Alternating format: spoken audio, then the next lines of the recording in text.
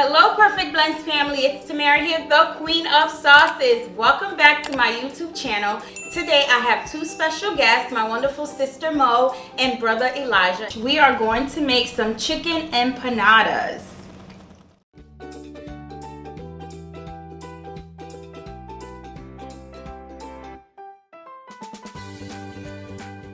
Alright, so as per request of my wonderful sister Mo, she wanted to learn how to make empanadas. So we are going to make some delicious chicken empanadas. Okay, so first we're going to start with the disc empanadas. You can purchase these pre-made or you can make them from scratch, but I like this brand. It's nice and easy and it's ready to go. You can bake them or you can deep fry them. Okay, so we have some thawing out already. So what I'm going to show you guys how to do the first one. So you can stuff these with whatever you like, whether it is vegetables, some chicken, some ground beef. So just a little bit of chicken. And then you can add some vegetables to it, just a little bit.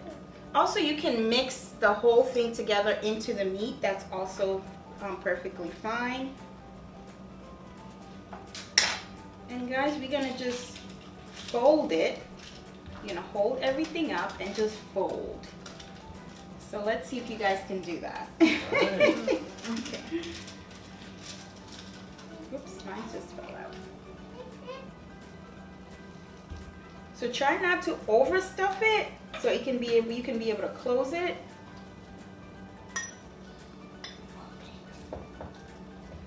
You can put as much vegetable as you like.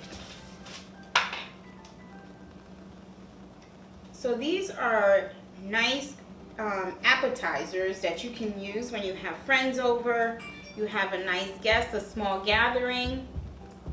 These make really quick and easy hors d'oeuvres, finger food, whatever you like to call it. But they're nice and easy and you can stuff them with anything you like. So you could kind of just bring them together with your fingers, perfect. And actually, I'm sorry, but you could remove the plastic. That's just so it won't stick. Perfect. Now just using your fingers, you just press down and pretty much connect both sides. Excellent. So use the tip of your fingers to press down on them like this. Yep. Beautiful, Brother Elijah. Now we're going to use the fork to pretty much seal it. Just like this. To make a nice design, but this is just to seal it. It just ends up looking really nice, but it's a way to seal. Let me just give you that, sorry. Very good, guys. Yay. So Mo, why did you ask to learn how to make empanadas? So this is actually a great story. What happened was I saw this really long line at our international Holy Convocation during the day. And I was wondering what it was, and I saw Sister Tamara making empanadas, and everybody was eating them. And I was like, are they really that good? I ate it. It was so good. I had no idea. I've been like begging her like to make some for me for some time. Oh my goodness, wonderful, I Brother can't Elijah. make it pretty. Mine looks so ugly. That turned out so good. So what you do in Mo is just the tip. Okay. Just the corners. You can have it go around and just do the corners. So try not to stick it in the middle because you don't want to poke a hole in it. And if you do, that is perfectly fine. You can just pinch it with your fingers and close up and patch up the holes. But yes, the corners is perfect. Yep, just like that. All right. So Brother Elijah, you up to your second one. You can lift that one up. You can remove the plastic from it. Right there? Perfect, yep. Awesome. And while we're preparing the empanadas, we have our skillet pretty much heating up with some oil. I'm using some grapeseed oil to fry the empanadas. Okay, so let's move on to the next mode. Yep. And you can stuff it with whatever you want. You can do all 3 vegetables or one or the other. Also, another great way that I could have done this to make things even easier, but this is a great hands-on, and also if you're having friends over and you want to pretty much spend some time making something together, this is a really great and fun activity that you guys can do together. But another way what you can do is pretty much cook the vegetables into the chicken. So after the chicken was cooked, I could have just added the vegetables. Don't let it overcook, just to keep them a little bit firm and still have its full pungency. And then we can kind of add the stuffings into the empanada. So how's that going? Good. So use your fingers now. After you've closed it, now you just use the tip of your fingers. Yep, just like that. So press all the way down so you can kind of seal both sides. Perfect. Just like that. And if it's not sealing, you see how you just push and make room like that. Just so when you're going around with the fork, you have enough space. Excellent. So did you enjoy those empanadas and now you just can't live without empanadas? Well, you could live without empanadas. I could live without them, but you know, by choice, I would like to eat them. So Tamara, may I ask, where did empanadas originate from? Do you know? Oh my goodness. So, well, empanadas are they originate from different places, different countries. It's just different ways of making it and how to prepare the actual patty. Yeah.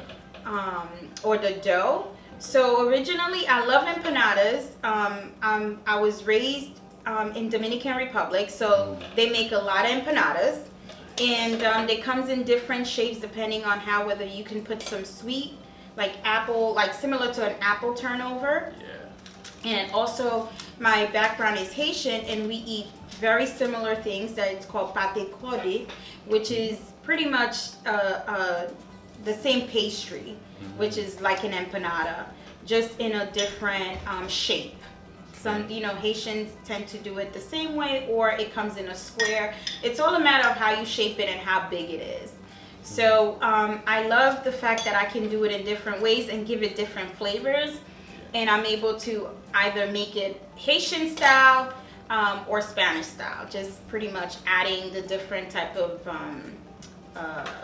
cultural flavor to it. Yes. And for the Spanish one, I added my zesty cilantro sauce to marinate the chicken breast. That makes the stuffing to the empanada. So what's the difference between the empanada and the tamale, like how it's cooked? The tamale, it's totally different. But the tamale tends to, it's a different type of breading also. What is that called? Not a banana peel, but are you okay? Yeah, it's just stacked. Well, I think you're overstuffing your empanadas. Yeah, Love it. So if you love to stuff your empanadas, I purchased the small disc, but some of these discs come in larger sizes. But Mo, I think you're gonna have to remove some of the.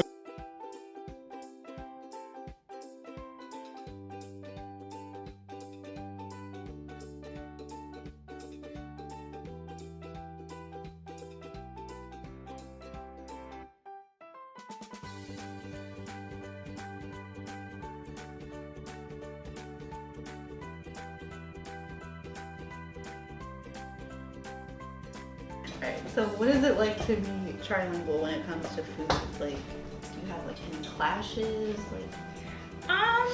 No, I don't think, thank goodness, growing up Caribbean is great because it goes well with, where I was raised in Dominican Republic, born in Haiti. So since those two countries are literally next to each other, they used to be pretty much one country, one island. So it's very easy to transition because we eat similar food. Just besides the language, which is not that far off, I think it just makes things easier. I think transitioning from speaking Spanish and Creole to English, I think that was more challenging coming into the States and me speaking Creole and some French and speaking Spanish and then transitioning to English at such a young age was just overwhelming. And the food was different. So coming from Haiti, going to Dominican Republic, the food is very similar. Lots of rice and beans, plantains, lots of stew, lots of meat. To coming here and it's lots of pasta, pizza, burgers, lots of bread. So it was different transitioning to that. But I love it because you're able to try different things, speak multiple languages. So I am really grateful to be able to speak multiple languages and have different cultural backgrounds. I love it. Nice. And that's why I love food so much. Yes, food is good. Food is good. Yes. So now that these are done, we are about to fry them. You can either bake these if you are not into frying. These came out beautiful. Beautiful. Good job, guys. Yes. If you are not into baking, You make them. Oh. You're doing a good job, guys. you help Moral make support. them. You can either bake these on 425 degrees if you want to bake them for at least 30 minutes until they're nice and brown. You can air fry them if you have an air fryer. You could also deep fry them. They'll come out great. It all depends on your preference.